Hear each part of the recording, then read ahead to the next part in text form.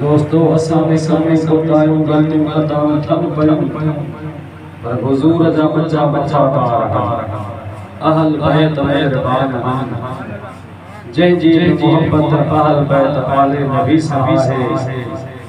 उन सां रब करीम जो हिते भी करामात ख़बर क़यामत में भी मेहरबानी थींदी। तो कुरान करीम जा कुछ कलमात जेके जे सामूं तिलावत कया इन्हीं कलमात में अल्लाह साईं नबी करीम सल्लल्लाहु अलैहि वसल्लम जे आल बैत में हुजूर जे कुरबा नबी करीम सल्लल्लाहु अलैहि वसल्लम जे आल सां मोहब्बत करण जो हुक्म ॾिनो ऐं उहा मोहब्बत कीअं कबी कहीं असां ते केतिरो हक़ आहे बस इन हवाले सां गुज़ारियूं अवां जे नज़र करे ऐं पोइ खैर जी दुआ पढ़ूं था। दुरूद मोहब्बत सां पढ़ायो सल्लल्लाहु अलैहि या रसूल अल्लाह व सल्लम अलैका या हबीब अल्लाह। अल्लाह ताला अपने पाक कुरान मजीद में इरशाद फरमायो कुल्ला असअलुकुम अलैहि अजरन इल्लल मवद्दत फिल क़ुरबा। ए मुझा सोना हबीबा ऐ मोया मित्रा मोहम्मद करीमा मां करीम रब जो हुकुम बाजे उम्मत बाजे जमात बाजे पंजन के बुधाए मुझो अल्लाह मुझो करीम रखो तव्हां खे इन ॻाल्हि जो पाबंद थो करे त तव्हां जिते बि हुजो तव्हांजो कहिड़ी बि क़ौम बिरादरी सां ताल्लुक़ हुजे तव्हांजो कहिड़ी बि ॿोलीअ ज़बान सां ताल्लुक़ हुजे पर मां मोहम्मद करीम तव्हांखे हुकुम थो कयां त मां तव्हां खां उजरत नथो वठां तुंहिंजो घुरां नथो सिर्फ़ हिकु शइ मां वठां नथो घुरां नथो इन जे मां वठण जे लाइ न बल्कि मां त सॼे जहान खे ॾियण आयो आहियां। ला असअलुकुम इल्लल मवद्दत फिल क़ुरबा मगर हिकड़ो ही तव्हां सवाल आहे उजरत न दुनिया दौलत न दुनिया जो सामान न इन जे जो मां वठण जे लाइ न मां त ॾियण जे लाइ आयो ऐं हुज़ूर सां सॼो जहान वठंदो ऐं जेको वठण आयो अल्लाह जे हबीब एतिरो ॾिनो ॿियो त घुरण जी ज़रूरत कान्हे पई। अल्लाह जा हबीब रहमत रहमत आलमीन सियारे जी मौसम थधि जी मुंगार हुजूर तहज्जुद जे नमाज़ लाइ उथिया केड़ी नमाज़ लाइ जी तहज्जुद जी नमाज़ या ॾींहं जो पढ़िया या रात जो जी सही अल्लाह जो कुरान करीम में नमाज़ जी याद करे फरमाए तो वमिनल लैल फतहज्जद बिही नाफिलतल लक सा अय्यम वसवसा रब्बुक मकाम महमूदा। तहज्जुद जी नमाज इन नमाज जो बरकत जेका रात में पढ़ी आ तहज्जुद नमाज जो पढ़ण जो वक़्त जेकॾहिं इंसान सोमानी जी नमाज़ पढ़ी ऐं सुम्ही निंड वठी वई अधु कलाक निंड अचे हिकु कलाक निंड अचे जॾहिं निंड मां जाग थिए त इहो तहज्जुद पढ़ी सघे पर हिकिड़ो सुतो ई नाहे सुम्हियो ई कोन इन जे लाइ हुकुमात रात जा हिस्सा गुज़रन जॾहिं टियों हिस्सो रात जो अचे त पोइ तहज्जुद जी नमाज़ पढ़ो अल्लाह जा महबूब रहमतुल लिल आलमीन तहज्जुद जी नमाज़ पढ़ण लाइ हुज़ूर उथिया अञा पाण करीम सल्लल्लाहु अलैहि वसल्लम वुज़ू करण जी तयारी कई त सदसो गुलाम खूह पाणी भरे अॻियां अचे गुलाम के ॾिसी पाण फरमाया प्रभु तोखे सॾु त कोन कयो तूं किथां अची वई शायदि कोन कई सुधी सूड़ी छा हो मुंहिंजा आका तव्हांजी ख़िदमत तव्हांजी गुलामी हर वक़्तु तव्हां सां गॾु आहियां कीअं सुभाणे कीअं निंड कयां तव्हां तहज्जुद लाइ उथो ऐं मां सुबुह जो हुजां त मुंहिंजी कहिड़ी गुलामी हूंदी आका तव्हां उथिया हो अॻे हाज़िर खणी आयो पाण करीम सल्लल्लाहु अलैहि वसल्लम उन खां पाणी वठी करे वुज़ू खां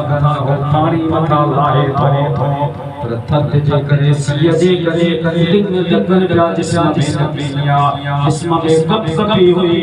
हुज़ूर फरमाता छा ॻाल्हि ओ मुंहिंजा साईं सियारो थधि जी मुंहिंजा सियारे जी मौसम इन जे करे थधि जे मौसम जे करे जनान में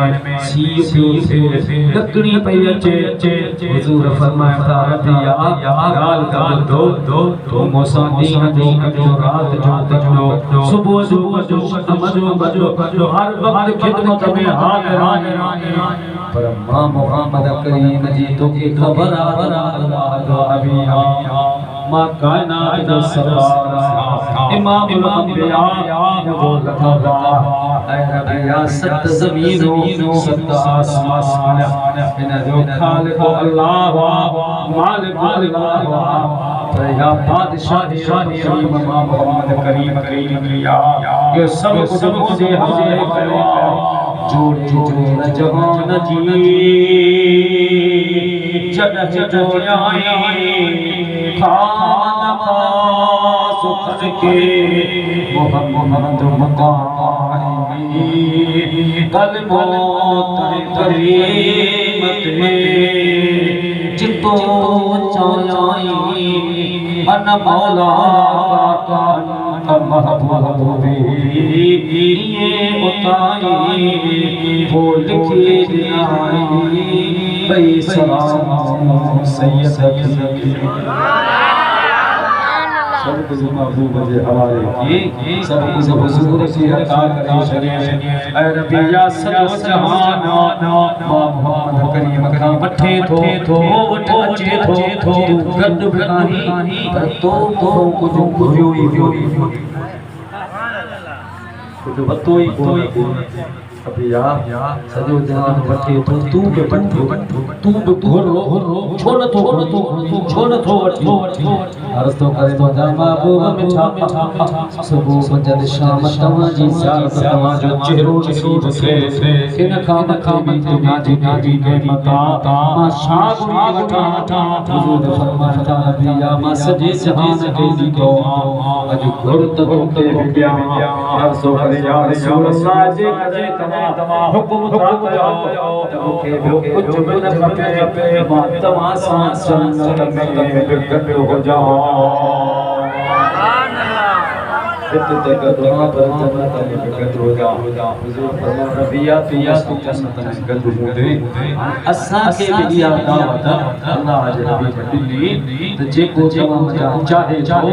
तव्हां अल्लाह जे हबीब सां जन्नत में गॾु हुजां उन जो डबु कहिड़ो आहे दुरूद पढ़ो डबु मां तव्हांखे ॿुधायां सल्लल्लाहु अलैहि या रसूल अल्लाह व सल्लम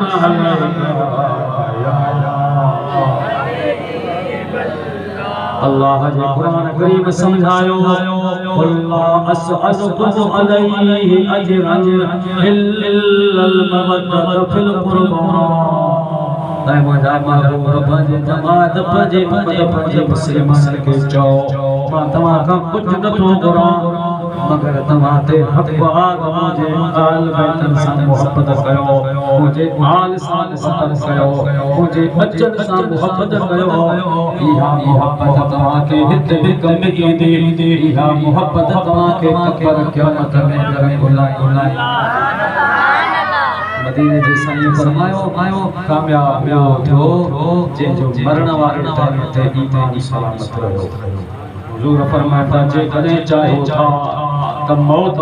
टाइम ते मुझे ईमान सलामत हो जे त पो हिकड़ो रस्तो थवा मम्मात अलाला हुब आल मुहम्मद मात मुमिना हुजूर फरमाया खोजे खुदे मुझे बचन मुझे आल बैत साथ तमाम मोहब्बत करो इन मोहब्बत तमाम कायम रहा इन मोहब्बत इस्तक़ामत रही त इहा मोहब्बत जे मरण वाले टाइम तमा जे सीने में सलामत रही त इन मोहब्बत जे सदके तमा जो मौत ईमान साथी दो मरण मारा ईमान सलामत हो पर हुजूर से बड़ी गारंटी दी पाण फरमाया मन्ना तआला आल मोहम्मद मात शहीदा जे करे इहा मोहब्बत सलामत रही अहल बैतन जी मोहब्बत आले नबी जी मोहब्बत त पो तमा मरण खां पो अल्लाह शहीदन जो दर्जो अता फरमाईंदो सुभान अल्लाह मोहब्बत कीअं कबी आ अल्लाह जा हबीब कायनात जा सरदार रहमतुल लिल आलमीन हुजूर जी ज़ात पाक सुबह जो टाइम अजर जो वक़्त मदीने जा साईं मदीने पाक जे हिजन में तशरीफ करी आया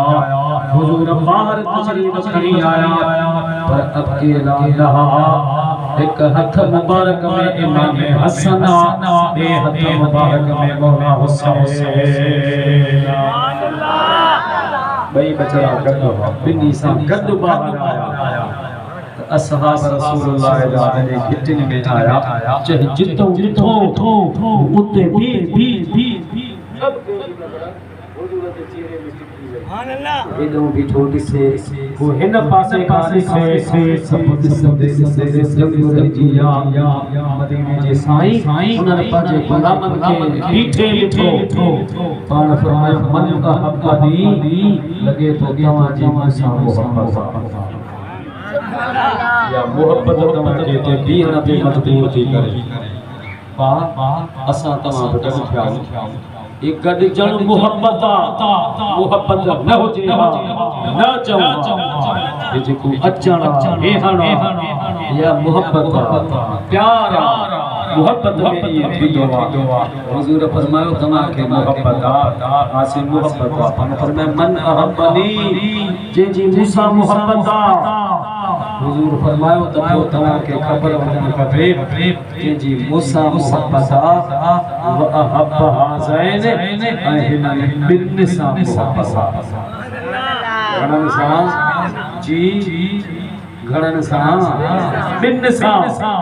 मके रहा हिकड़ो हुजूर जे हिन हथ मुबारक में आ हिन हथ मुबारक में आ हुजूर हुजन बिनी शहजादन जे इशारो करे फरमान था जे करे मां मोहम्मद करीम सा मोहब्बत मन अहब्बनी व अहब हाज़ैन अहिन मुझे नबी बच्चन साजन जी मोहब्बत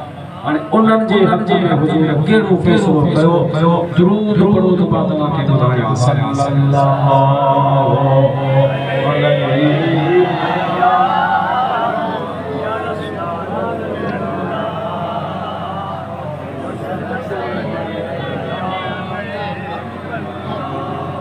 व अहब हाज़ैन मूसा मोहब्बत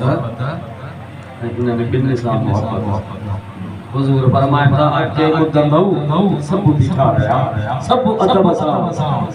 मदीने जे साईं फरमायो त लगे तो त तवाजा धंधा कारोबार आए पर पो बे सब को पंजी जगह ते बिठो रहो ये त महबूब जा गुलाम आ पर अल्लाह जा हबीब जितो गुजरंदा हा त जंग जा जानवर हैवान भी रहा सुभान अल्लाह अम्मा हलीमा जी यानी नी हजरत इस्लाम अल्लाह जे हबीब सां गॾु जंग में वई बकरी चार अना महबूब मोटाई कोई टुकदी फटदी घर मोटी आई अम्मा हलीमा पूछा पुत्र छो मोटी आई अम्मा तो के गाल करना केड़ी गाल कराई अम्मा ओए जो कुरैशी आवा ना यो बादशाह अछि जो कुरैशी भाव नंढड़ो जो पतिरू चालना चालियो हा यो बादशाह थींदो अम्मा हलीमा पूछे थी पुत्र तो के कीअं खबर पई अम्मा खबर इहे पई जो जॾहिं असां पतिरू काहे घर खां निकितासीं जबल में पहाड़ में जिते झंगा जा जानवर है गुबा वे सब बजे बजे फिरन मा डरन मा बाहर निकली करे जबल कारण में जे बीठा जबल जे लाज में जे बीठा जबल जे चाल में जे बीठा ऐ सब सदे एक बे के दसने प्यार ए नगरो शहजादो अल्लाह जो आखिरी नबी आए थोड़े होया है जिन्हें पुठे कहे गाना तोड़े होया है वाना जिन्हें पुठे कहे गाना जदे दाए है जो घणो चारे हलंदो घणो चारे हलंदो जिता जिता सरदारो लिखू वारे हलंदो जणो कठोरी जाके मना हलंदो मना जणो कठोरी जाके मना हलंदो जिता जिता सरदारो बिखवारे हलंदो जणो कठोरी जाके मना हलंदो मना हलंदो थोड़े होया है वाना थोड़े होया है वाना जिते पुठे कहे गाना थोड़े होया है वाना जिते पुठे कहे गाना जदे दाए है माजो घणो चारे हलंदो घणो चारे हलंदो जिता जिता सरदारो बिखवारे हलंदो जिता जिता सरदारो बिखवारे हलंदो जणो कठोरी जाके मना हलंदो मना हलंदो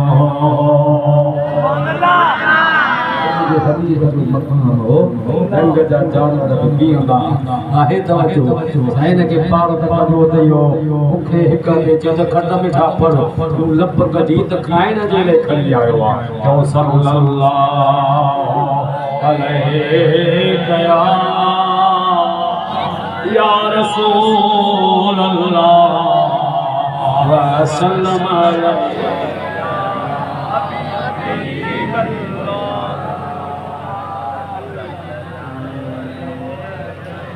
हुजूर फरमाए मन मोहब्बत ये जी इस्लाम मोहब्बत वहब हाज़ैन अहिनन बिन सा मोहब्बत मान फरमाए था हिज हिज बहन के सैयद शबाब अहल जन्नह अल हसन वल हुसैन रज़ियल्लाहु तआला अन्हुमा हुजूर फरमाता पूरी दुनिया जा आबिद पूरी दुनिया जा मोमिन पूरी दुनिया जा मुसलमान उन्हनि जे हर इबादत जी आखिरी मंज़िल जन्नत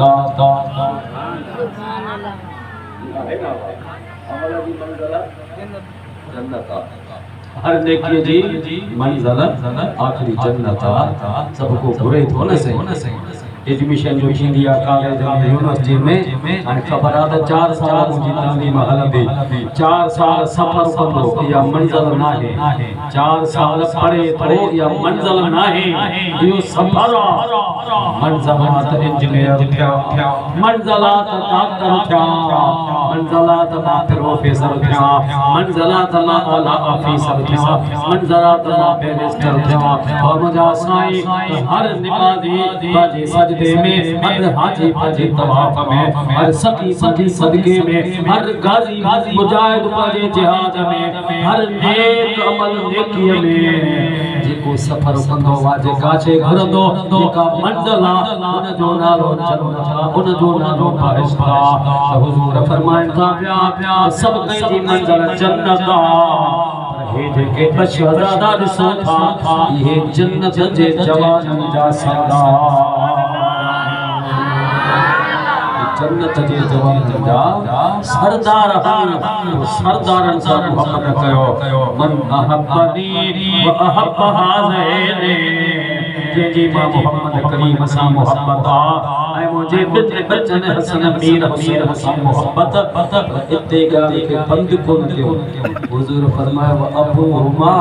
ऐं जंहिंजी हिननि ॿिनि से अबे सां मोहब्बत, हिननि ॿिनि जे अबे अबू जेको हिननि ॿिनि जो अबो आहे, हुननि ॿिनि जो अबो मौलाए कायनात अमीरुल मुमिनीन इमाम अल मुत्तकीन हैदर करार शेर खुदा हज़रत मौला अली मुर्तज़ा जी ज़ात पाक,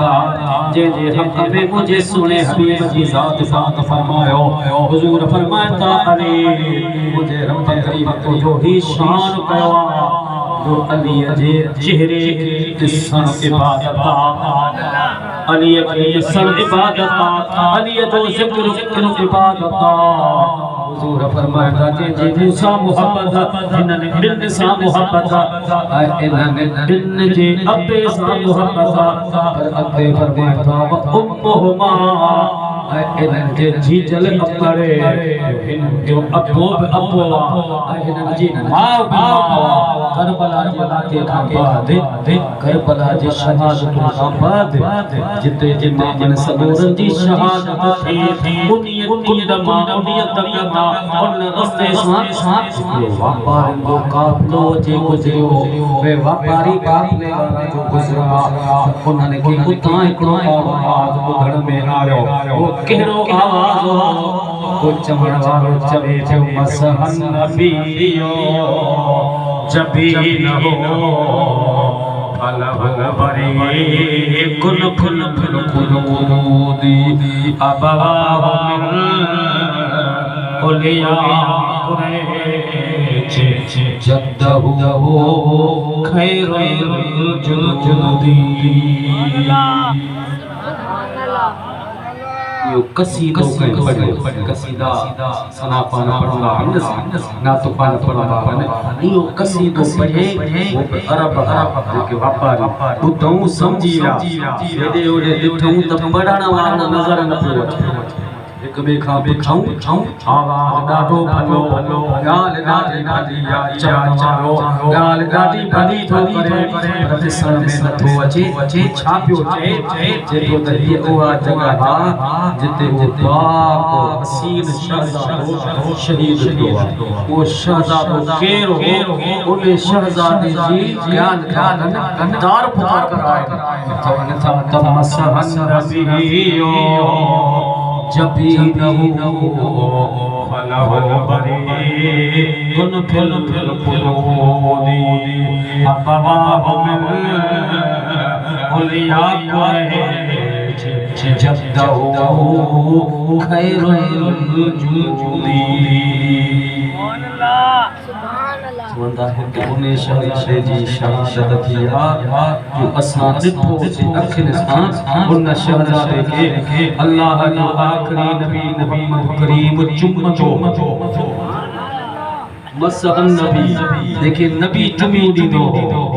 ऐं चुमी ॾींदो अजीब अंदाज़ हो। जबीनहु जंहिंजा लब मुबारक चुमंदो। मसहन नबियो जबीनहु फलहु बरी कुल फिल कुलूदी। उन शहज़ादे जी अॻिते ॻाल्हि कंदे चवनि था त जेको उन जो अबो अबवाहु मिन उलिया कुरैश, जेको मके कुरैश कबीलो इलाफ कुरैश إيلافهم رحلة الشتاء والصيف فليعبدوا رب هذا البيت الذي أطعمهم من جوع وآمنهم من خوف कुरान शान बयान कया था त कुरैश कबीले जो करबत शान थे कुरैश कबीले में करबत मथे वो कुरैश कबीले में जेतरा विशादारा जेतरा नौजवान सभी को आहे त अम्मा बे आहे त देखो जिन मैदान में इन करबला जो ज़मीन ते शहीद थियो जेको उन जो अबो अबा बोले या उन जे अपे जहिड़ो कुरैश कबीले में कंहिंजो अबो आहे इन जो अबो सभिनी कुरैश में वधीक शान वारो हाणे अॻिते था चवण त जद्दहू खैरुल खुलूदी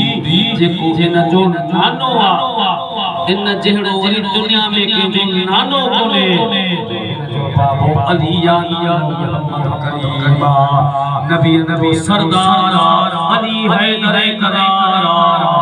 तो हुजूर फरमाया मन अहब्बनी व अहब्ब हाज़ैन व अबूहुमा कान मइय फिल जन्नत है दुनिया वारा मजान जी मूसा मोहब्बत इन मुझे मिल बचन सा मोहब्बत इनन जे अबे सा मोहब्बत इनन जे अमर सा प्यारा खुदो खुदो उन मोहब्बत जी मंजिल कहिया उन मोहब्बत जो आखिरी घड़ी थे उन मोहब्बत जी गहराई थे हुजूर फरमाया कान मइय फिल जन्नत देखो ये कंदो मोहम्मद करीम सा जन्नत में कंदो जन्नत में मूसा पर उन जो शर्त कहिड़ो आहे मूसा मोहब्बत मुंहिंजे ॿिनि बचनि सां मोहब्बत इन्हनि अबे सां मोहब्बत इन्हनि जे अमर सां प्यार उहो शख़्स क़यामत जे ॾींहुं मोहम्मद करीम सां गॾु जन्नत में हलंदो त इहा मोहब्बत इहो प्यार जेको हित बि कमी कंदो ऐं क़ब्र क़यामत में बि कम थींदो हाणे उहा मोहब्बत अल्लाह जे नबी अॻिते फरमाईंदा तव्हांखे सत्संग जरूर फ़ाइदो ॾींदो